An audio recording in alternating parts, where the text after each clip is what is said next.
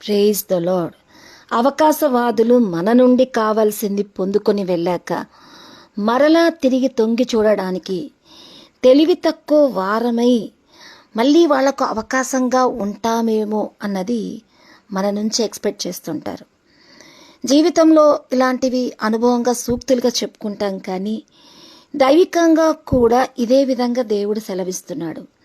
లూకా 11:24లో అపవిత్ర ఆత్మ ఒక మనిషిని వదిలి వెళ్ళిపోయిన తరువాత అది విశ్రాంతిని వెతుకుచు నీరు లేని చోట్ల తిరుగుచు విశ్రాంతి దొరకనందున నేను వదిలి వచ్చిన ఇంటికే తిరిగి వెళ్ళుదును.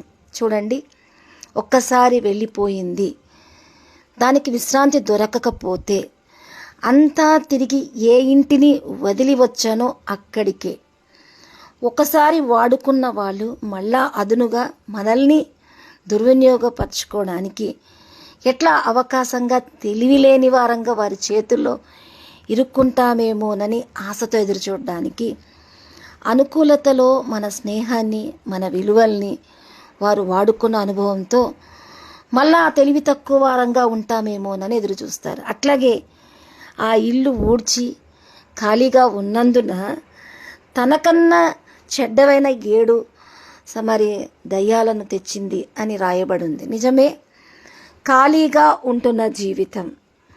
ఈరోజు మనము అవకాశం ఇవ్వద్దు అని అంటే, ఖాళీగా ఉంటున్న జీవితంలో అవకాశం తీసుకోవడానికి మనము ఎవరితో స్నేహం చేసినా కొందరు మనల్ని ఉంటారు, వదిలి వెళ్తారు.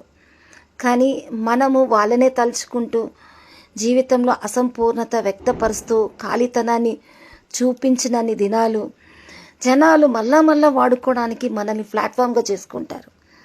మన తెలివి తక్కువ తనము మనల్ని, మన విలువల్ని ఎదిరించలేని బలంతో మనల్ని వాడుకోవడానికి మన జీవితంలోకి వస్తారు. ఇది సైతాను కానీ చెడ్డ మనుషుల ద్వారా ఉన్న జీవితం కానీ ఒకే విధంగా ఉంటుంది. కాబట్టి మానవుల రీత్యా కూడా సైతాను ఇదే రీతిగా పనిచేస్తుంది. కాబట్టి ఈ జాగ్రత్త విషయంలో ఒకసారి వెళ్ళిపోయిన జీవితం తిరిగి మళ్ళా కలగకూడదు అంటే మన ఖాళీతనము దేవుని చేత నింపబడి మనుషుల వైపుకు మరి నిరాశగా కాకుండా ఆయన సంపూర్ణతలో మనం ఎవరిని కోరుకోకుండా నిండు ధైర్యంతో నిలబడి ఆయనకు ప్రత్యేకంగా ఎప్పుడు మనం నింపబడతామో దోషాలు మన మీద, మన విలువల్లోకి తిరిగి అడుగు పెట్టలేవు. నిజ దేవునికే మహిమ.